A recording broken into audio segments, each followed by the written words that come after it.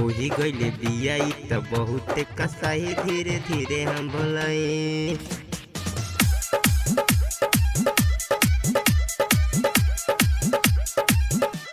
होई गइले बिया इ त बहुते कसाई धीरे धीरे हम भुलाई।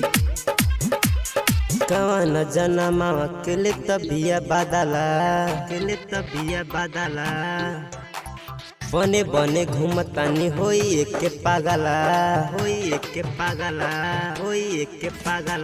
कवन जनमावा केले तबिया बादला बने बने घूमतानी होई एक पागला। होई गइले बिया इ त बहुते कसाई धीरे धीरे हम भुलाई। ओझा बाबा दीदी कोनो जोहरी बनाई धीरे धीरे हम भुलाई। होई गइले बिया इ त बहुते कसाई धीरे धीरे हम भुलाई। होई गइले बिया इ त बहुते कसाई धीरे धीरे हम भुलाई। होई गइले बिया इ त बहुते कसाई धीरे धीरे हम भुलाई। जाइले सुते त नींदो नयावे ओकरा याद बाबा हमके सतावे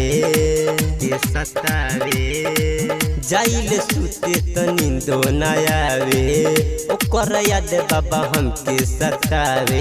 गइले बिया दर्द भीतरी उठाई धीरे धीरे हम भुलाई। ओझा बाबा दीदी कोनो जहरी बनाई धीरे धीरे हम भुलाई। होई गइले बिया उ त बहुते कसाई धीरे धीरे हम भुलाई।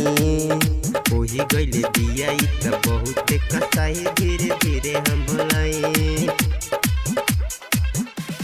होई गइले बिया इ त बहुते कसाई धीरे धीरे हम भुलाई। राइटर रमन के गइले भुलाई राजेश्वर दीवाना के अवतरवाई।